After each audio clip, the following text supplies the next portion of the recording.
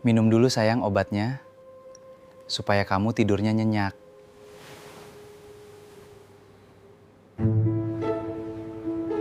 Setiap malam suamiku selalu memastikan aku minum pil sebelum tidur. Namun aku pura-pura menelannya. Saat jam 2 pagi dia selalu keluar rumah. Aku diam-diam mengikutinya. Saat tahu tujuannya jantungku seolah berhenti. Dan melihat. Begini kisah selengkapnya. Tapi sebelum kita lanjut ke ceritanya, alangkah baiknya subscribe dulu channel ini, nyalakan lonceng notifikasinya, agar saya semangat untuk menghadirkan cerita yang lebih menarik lagi. Dan jangan lupa absen di bawah. Kalian dari kota mana saja? Namaku Sarah. Seorang wanita sederhana yang selalu bersyukur atas pernikahan yang kubangun bersama Aris selama 5 tahun terakhir. Di mata keluarga dan tetangga, Aris adalah sosok suami idaman yang sangat sempurna, penyayang, pekerja keras, dan tidak pernah sekalipun membentakku. Kehidupan kami berjalan sangat damai di sebuah rumah mungil yang hangat, seolah tidak ada satupun celah yang mampu meretakkan kebahagiaan kami. Namun, di balik kehangatan dan perhatian manis yang ia berikan setiap hari, ada satu kebiasaan kecil yang lambat laun mulai mengusik ketenangan jiwaku, sebuah ritual malam yang awalnya kuanggap sebagai bentuk kasih sayang tulus, tetapi perlahan berubah menjadi teka-teki dingin yang membuat bulu kuduku berdiri. Setiap malam tepat pukul 10 sebelum mematikan lampu kamar, Aris selalu datang membawa segelas air putih hangat dan sebuah pil kecil berwarna putih polos. Dengan tatapan mata yang sangat lembut dan senyuman hangat, ia selalu mengusap rambutku sambil berkata bahwa itu adalah vitamin khusus untuk menjaga daya tahan tubuhku yang sering lelah. Ia tidak pernah absen satu kali pun. Bahkan ia selalu berdiri diam di samping tempat tidur untuk memastikan aku benar-benar menelan pil tersebut sebelum ia tersenyum lalu mengelus dahiku. Awalnya aku meminumnya tanpa rasa curiga sedikit pun karena aku sangat mempercayainya. Tetapi setiap kali mengonsumsi pil itu, tubuhku mendadak terasa sangat berat, pandanganku mengabur, dan aku tertidur lelap seperti orang pingsan hingga pagi menjelang. Rasa penasaran dan kecurigaan mulai merayapi pikiranku ketika aku menyadari pola yang terus berulang ini setiap malam tanpa terputus. Hingga pada suatu malam, keberanian mendorongku untuk melakukan hal yang tak pernah kubayangkan sebelumnya. Aku berpura-pura menelan pil itu dan menyembunyikannya dengan rapi di bawah lidahku. Setelah Aris merasa yakin aku sudah tertidur karena mataku terpejam rapat, aku perlahan membuang pil itu saat ia pergi ke kamar mandi. Benar saja, sekitar pukul 2 pagi saat seluruh lingkungan perumahan sunyi senyap, aku merasakan pergerakan lembut di sampingku, lalu melihat Aris mengendap-endap keluar dari kamar dan berjalan pelan menuju pintu depan rumah. Dengan jantung yang berdegup kencang dan perasaan campur aduk, aku melangkah pelan dalam kegelapan untuk mengikutinya dari belakang. Kebijaksanaan dalam menghadapi keraguan bukan berarti kita harus terburu-buru menuduh tanpa bukti, melainkan keberanian untuk mencari tahu kebenaran secara tenang dan rasional demi menjaga kejujuran dalam sebuah hubungan. Malam itu begitu dingin dan pekat. Hembusan angin malam seolah menusuk hingga ke tulang rusukku. Dari balik tirai jendela depan, aku melihat mobil Aris perlahan bergerak menyusuri jalanan kompleks yang sepi tanpa menyalakan lampu utama. Tanpa berpikir panjang, aku segera mengambil kunci mobil cadangan, memakai jaket tebal, dan melangkah keluar rumah dengan penuh kehati-hatian. Aku menyalakan mesin mobilku sejauh beberapa meter dari rumah agar suaranya tidak memancing perhatian Aris. Di sepanjang jalan yang sepi dan minim pencahayaan, aku menjaga jarak agar posisiku tidak terdeteksi olehnya. Mobil Aris berbelok ke arah pinggiran kota yang jarang dilalui kendaraan, melintasi kawasan perumahan tua yang sepi. Pikiranku berkecamuk hebat, membayangkan berbagai kemungkinan buruk yang mungkin sedang disembunyikan oleh suami yang selama ini kusayangi. Apakah dia memiliki wanita lain di luar sana? Ataukah dia terlibat dalam tindakan ilegal yang membahayakan keluarga kami? Setiap belokan jalan membuat dadaku terasa makin sesak. Sementara genggaman tanganku pada kemudi terasa makin erat dan bergetar hebat. Rasa takut akan kenyataan pahit mulai membayangi pikiran dan perasaanku saat itu. Setelah menempuh perjalanan sekitar 30 menit, mobil Aris akhirnya berhenti di depan sebuah bangunan tua berdinding kayu yang tampak sangat rawat namun terasing dari pemukiman warga. Dari kejauhan, aku mematikan mesin mobil dan mengamati setiap pergerakannya dari balik kegelapan malam. Aris keluar dari mobil sambil membawa sebuah tas kain besar yang tampak cukup berat. Ia berjalan tergesa-gesa menuju pintu belakang bangunan tersebut, sambil memandangi area sekitar seolah takut ada orang yang melihatnya. Dengan keberanian yang tersisa, aku perlahan menyelinap mendekati bangunan tua itu untuk melihat apa yang sebenarnya terjadi. Rasa takut akan hal yang belum pasti seringkali menjadi ujian terbesar bagi pikiran kita, namun menghadapinya dengan kepala dingin adalah satu-satunya cara untuk menemukan kejelasan. Aku menyusuri dinding kayu bangunan tersebut hingga menemukan sebuah celah jendela kecil yang tidak tertutup rapat oleh tirai. Melalui celah kecil itu, aku mengintip ke dalam ruangan yang diterangi oleh cahaya lampu gantung berwarna kekuningan. Mataku membelalak dan jantungku seolah berhenti berdetak saat melihat suasana di dalam ruangan tersebut. Di sana, seorang wanita parubaya terbaring lemah di atas tempat tidur medis sederhana, dikelilingi oleh berbagai peralatan pemantau kesehatan. Wanita itu tampak sangat kurus dan pucat, seolah sedang berjuang menahan rasa sakit yang luar biasa hebatnya. Aris segera meletakkan tas kain yang dibawanya ke atas meja, lalu menggulung lengan kemejanya dan mendekati tempat tidur wanita itu. Ia mengambil alat pengukur tekanan darah dan memeriksa kondisi fisik wanita parubaya tersebut dengan sangat cekatan. Aku menggigit bibir bawahku menahan tangis dan rasa tegang yang luar biasa ketika melihat cara Aris membelas kasihan wanita itu. Di pikiranku tumbuh sejuta pertanyaan yang menuntut jawaban instan. Siapakah wanita tua yang terbaring lemah itu? Dan mengapa Aris harus menyembunyikan keberadaannya dariku selama bertahun-tahun pernikahan kami? Tiba-tiba, seorang pria parubaya berpakaian lusuh keluar dari ruangan dalam sambil membawa segelas air hangat. Pria itu menepuk bahu Aris dengan raut wajah penuh kesedihan dan rasa bersalah yang amat mendalam. Mereka berdua berbicara dalam nada suara yang sangat pelan, tetapi aku masih bisa menangkap raut wajah Aris yang dipenuhi ketegangan dan beban pikiran yang sangat berat. Air mata mulai menetes di pipiku saat menyadari bahwa suami yang kukenal penuh keceriaan ternyata menyimpan beban kehidupan yang begitu kelam di luar rumah kami. Aku terus memperhatikan interaksi mereka tanpa berani membuat suara sekecil apapun. Seringkali kita hanya melihat permukaan dari kehidupan seseorang, tanpa pernah menyadari beban berat yang sedang mereka pikul sendirian di belakang kita. Pria tua itu menghela napas panjang lalu duduk di kursi kayu dekat tempat tidur sambil memegangi jemari wanita pucat tersebut. Dari percakapan samar yang terdengar, aku menangkap kata, "Ibu," yang diucapkan Aris dengan getaran suara penuh kesedihan. Kejutan luar biasa menghantam dadaku saat menyadari bahwa wanita lemah di atas tempat tidur itu adalah ibu kandung Aris. Padahal sejak awal kami menikah, Aris selalu memberitahu bahwa kedua orang tuanya telah meninggal dunia dalam sebuah kecelakaan maut sewaktu ia masih duduk di bangku kuliah. Pembohongan besar yang telah tersimpan rapat ini seketika meruntuhkan fondasi kepercayaan yang kubangun selama ini. Aku teringat kembali pada masa lalu ketika Aris seringkali menghindari pembicaraan mengenai silsilah keluarga dan masa kecilnya. Dahulu aku menganggap sikapnya itu merupakan bentuk rasa trauma mendalam atas kehilangan orang tua, sehingga aku tidak pernah mendesaknya untuk bercerita lebih jauh. Namun kini, kenyataan pahit terpampang jelas di depan mataku bahwa wanita yang melahirkannya ternyata masih hidup dan terbaring sakit di tempat terpencil ini. Rasa dikhianati dan kebingungan bercampur menjadi satu, membuat badanku gemetar hebat di tengah dinginnya angin malam. Aris kemudian mengambil beberapa botol obat dari dalam tasnya dan menyiapkannya dengan teliti. Pria tua yang ternyata adalah ayah kandung Aris tampak mengusap air matanya sambil membungkukkan badan seolah memohon maaf atas situasi sulit yang mereka hadapi. Rasa benci dan kebingungan dalam hatiku perlahan mulai bercampur dengan keprihatinan saat melihat betapa rapuhnya keluarga Aris yang sebenarnya. Namun, pertanyaan besar masih menggantung di benakku mengenai alasan utama Aris merahasiakan keberadaan orang tuanya dan memberikan obat tidur kepadaku setiap malam. Kebenaran yang disembunyikan demi alasan apapun tetap akan membawa rasa sakit ketika terungkap, namun ketulusan untuk memahami adalah langkah awal menuju penyembuhan. Keheningan malam terpecah ketika wanita tua di atas tempat tidur tiba-tiba terbatuk keras dan mengerang kesakitan yang amat sangat. Aris dengan sigap mengambil tabung oksigen kecil dan memasangkan masker oksigen ke wajah ibunya dengan tangan yang sedikit bergetar. Dari obrolan emosional di antara mereka, terungkap bahwa ibu Aris menderita penyakit komplikasi ginjal dan jantung stadium lanjut yang membutuhkan biaya perawatan sangat besar.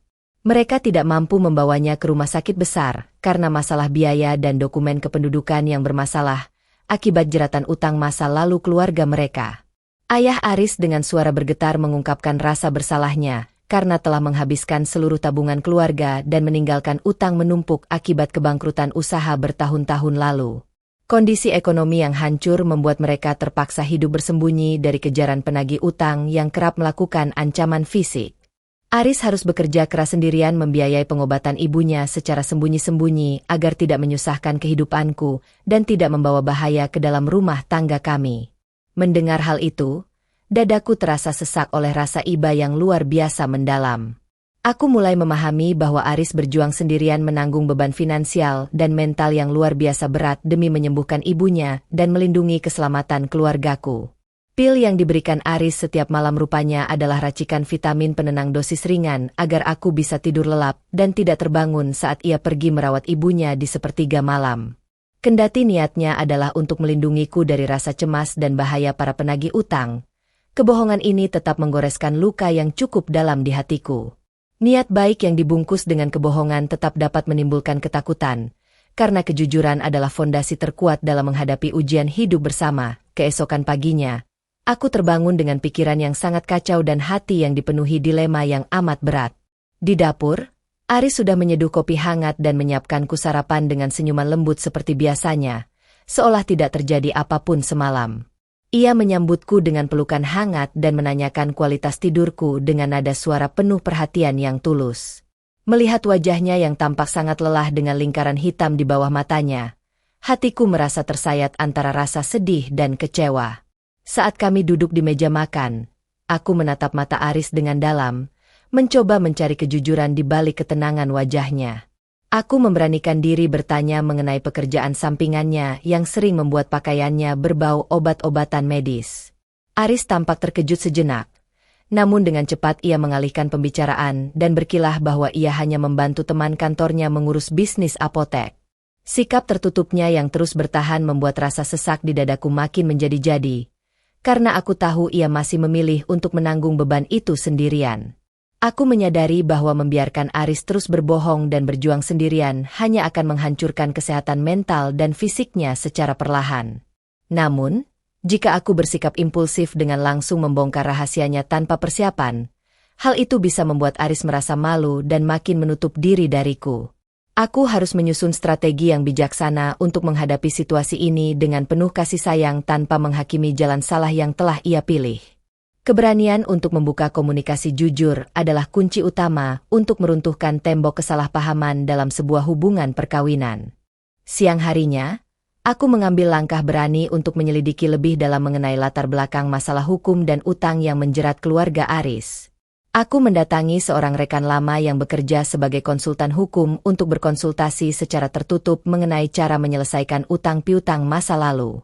Dari penelusuran tersebut, terungkap bahwa utang yang ditanggung ayah Aris sebenarnya sudah kedaluarsa secara hukum dan banyak mengandung unsur penipuan dari pihak penagih utang ilegal.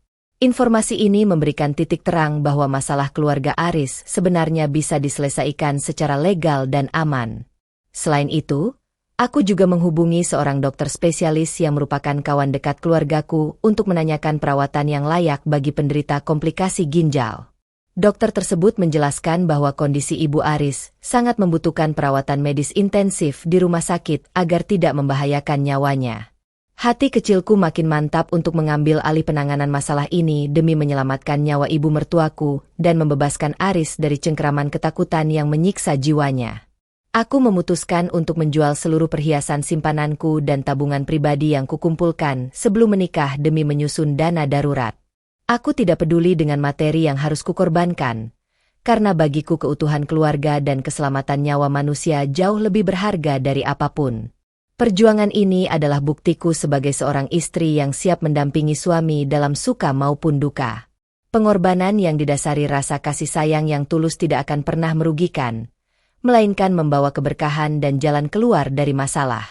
Malam harinya, ritual yang sama kembali berulang di kamar tidur kami dengan suasana yang terasa kian tegang. Aris datang membawa segelas air hangat dan pil putih yang biasa ia berikan kepadaku dengan senyuman yang sama. Kali ini, saat ia menyodorkan gelas tersebut, aku tidak langsung mengambilnya melainkan menatap matanya dengan penuh keseriusan dan derai air mata yang tak lagi bisa kubendung. Aris tampak kebingungan dan cemas melihat responsku yang sangat berbeda dari malam-malam sebelumnya. Aku mengambil pil tersebut dari tangannya lalu menggenggam jemari Aris dengan erat sambil membisikkan kata-kata penuh kehangatan. Mas, sampai kapan kamu harus menanggung beban berat ini sendirian dan memberiku obat tidur setiap malam? Ucapku dengan suara bergetar. Wajah Aris seketika pucat pasi, matanya membelalak kaget, dan tubuhnya membeku seolah tidak percaya dengan apa yang baru saja ia dengar dari mulutku. Piring gelas yang dipegangnya hampir saja terlepas dari genggamannya karena rasa terkejut yang luar biasa. Aku menjelaskan kepadanya bahwa aku telah mengikutinya semalam dan melihat sendiri kondisi ibu serta ayahnya di bangunan tua tersebut. Aris terduduk lemas di tepi tempat tidur, menutup wajahnya dengan kedua telapak tangannya, lalu meledak dalam tangisan histeris yang sangat memilukan. Selama bertahun-tahun, ia menyimpan rapat penderitaan dan rasa takutnya sendirian tanpa ada tempat untuk berbagi rasa lelahnya. Menebarkan kejujuran mungkin terasa menakutkan di awal, namun hal itulah yang membebaskan jiwa dari beban kebohongan yang menghimpit. Maafkan aku, Sarah. Aku sangat mencintaimu dan tidak ingin kamu terseret dalam penderitaan dan ancaman bahaya keluargaku yang kelam, bisik Aris di sela-sela tangisannya yang sesak. Ia memelukku sangat erat seolah takut kehilangan diriku karena rahasia besar yang baru saja terbongkar ini.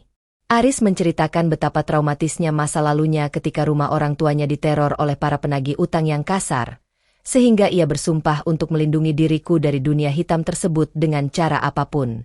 Aku membalas pelukannya dengan penuh kehangatan, mengusap punggungnya, dan meyakinkannya bahwa sebagai istri, aku siap berdiri di sampingnya menghadapi badai terhebat sekalipun.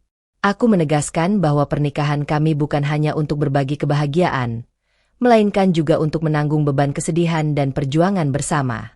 Tangisan Aris makin pecah mendengar ketulusan hatiku yang sama sekali tidak menghakimi atau meninggalkannya dalam keterpurukan.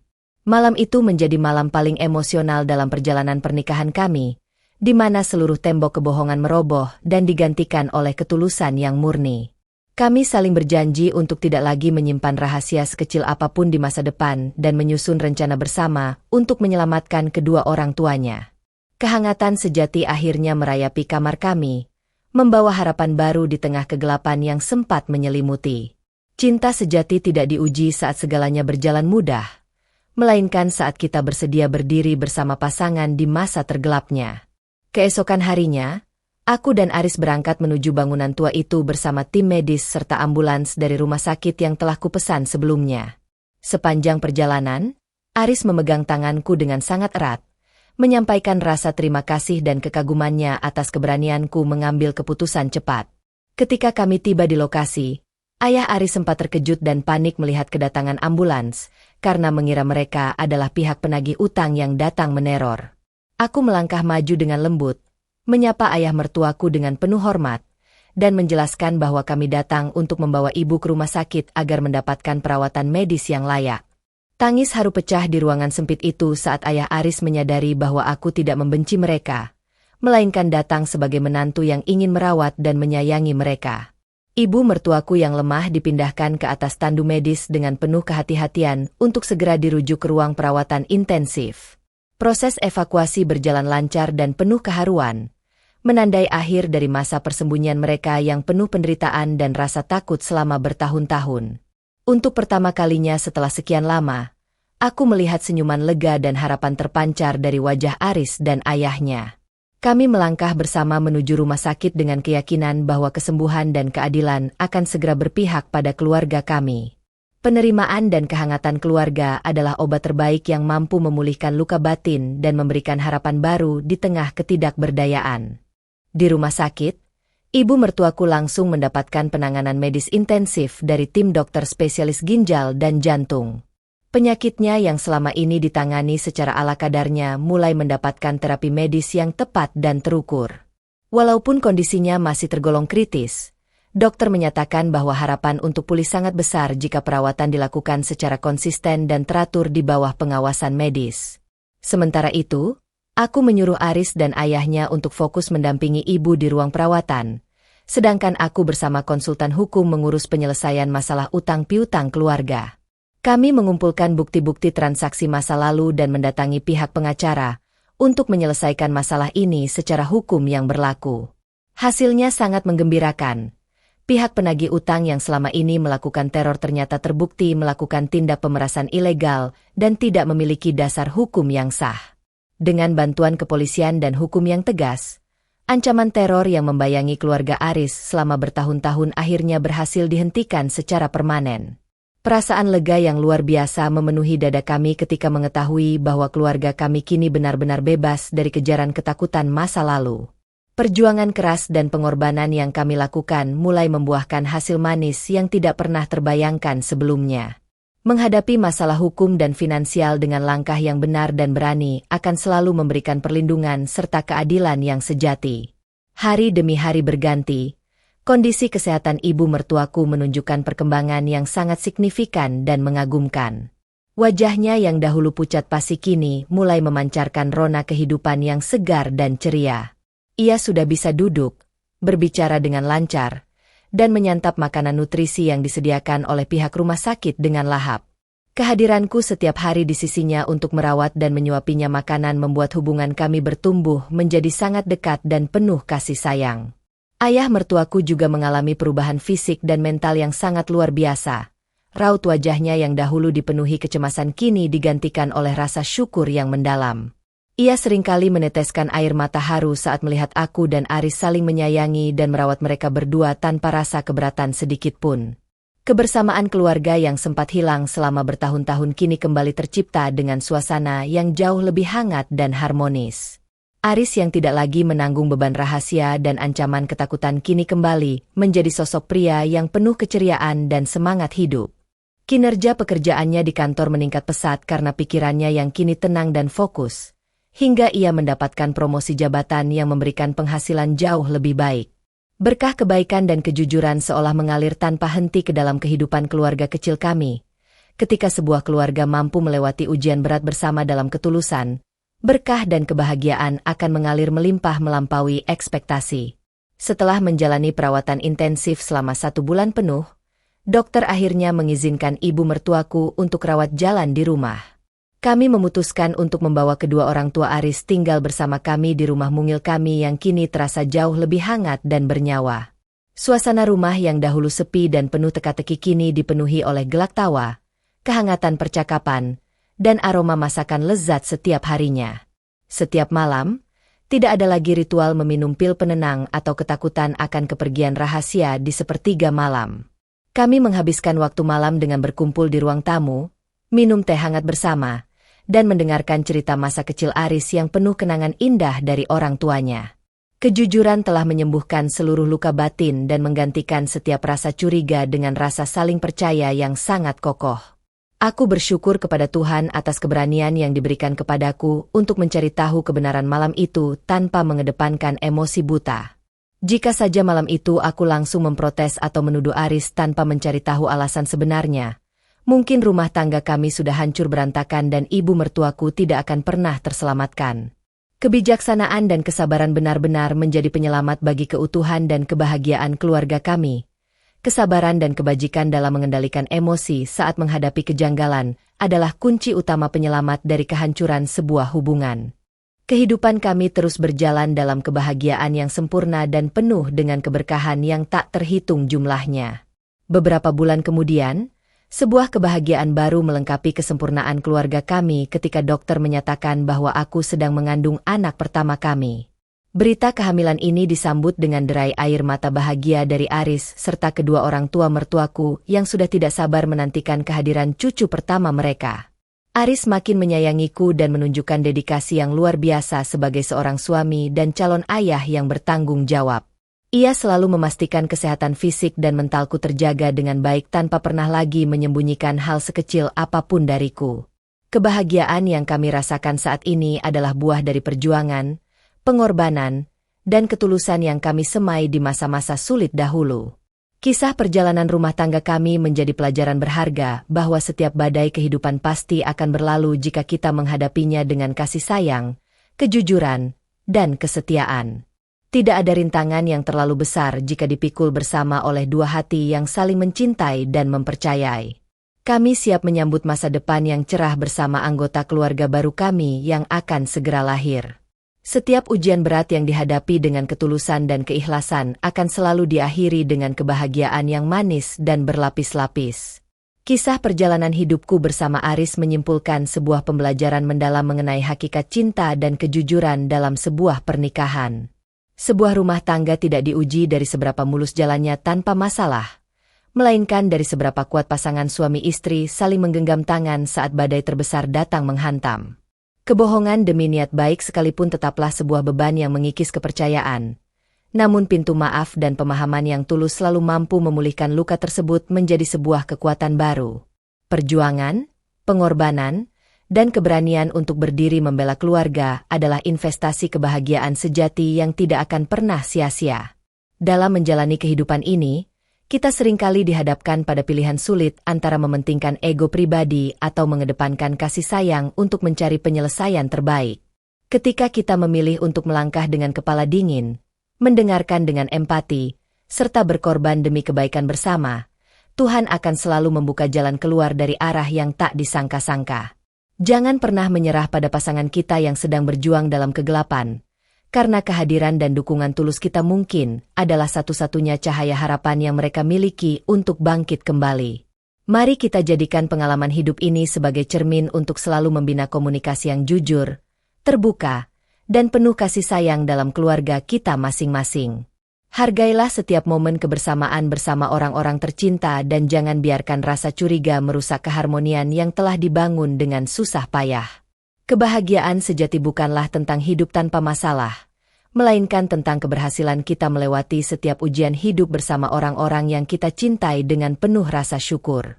Kejujuran adalah akar dari kepercayaan, kasih sayang adalah batangnya, dan kebahagiaan sejati adalah buah indah yang akan dipetik oleh mereka yang setia berjuang bersama dalam suka dan duka. Dari kisah Sarah dan Aris, kita belajar bahwa kebohongan terbaik sekalipun yang berniat melindungi tidak akan pernah sebanding dengan kejujuran yang pahit.